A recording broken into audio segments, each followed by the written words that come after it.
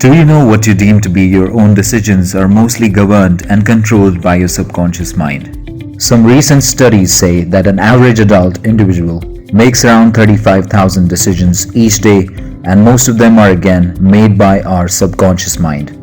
Think of our mind as the picture wherein what remains above the water is our conscious mind, whereas the remaining part, which is to our surprise is actually what most of thinking comes from, is our subconscious mind.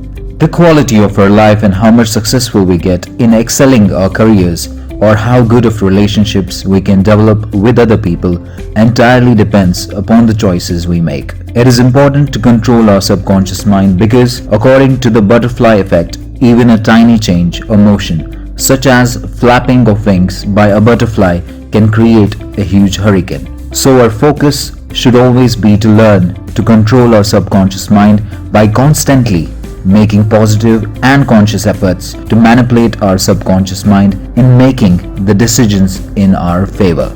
In the book The Power of Subconscious Mind, which was written by Dr. Joseph Murphy in the year 1963, are given some easy techniques through which anybody can train their subconscious mind to maximize the brain's ability to get you the life that you desire. Now, before we start with the steps, let's understand in a better way as to how the subconscious mind works. Let's imagine a beautiful, fertile garden as your subconscious mind, and we are the gardener, and our thoughts are the seeds that we put in it. Therefore, if we sow the fruit seeds, is only when we can expect that seed to grow into a fruit-bearing tree. But if we put negativity into it, then it will only grow into the thorny bushes, making it unpleasant and eventually turn it into a desert, hostile for any positivity. And that brings us to the lesson number 1, which is stop your brain from thinking negative. Taking complete charge of your thoughts goes a long way in training your subconscious to assume that you want it to act positively. The author says that you are the captain of your ship. So every positive and conscious thought you think acts like a rudder and helps controlling the ship of your conscious mind according to your desires.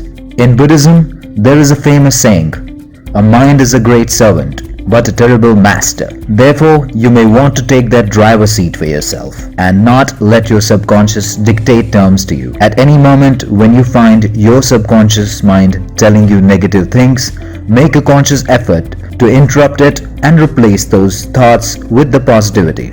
I know it's easier said than done, but with practice and self-discipline, it gets easier. Lesson number 2, believe in the power of subconscious mind. The author had a friend who was severely suffering from a disease. The doctor had told him that he wasn't going to live for much time. While the clock was ticking on him, one day his son walked to him and gave him a cross, saying that it was given to him by a monk who had recently visited their town.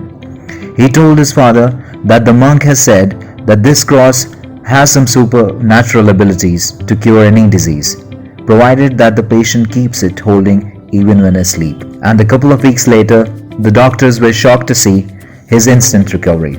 The only thing his son hadn't told him, however, was that he was lying to him, as he never had met any monk. In fact, he had bought that cross from a nearby artifact store.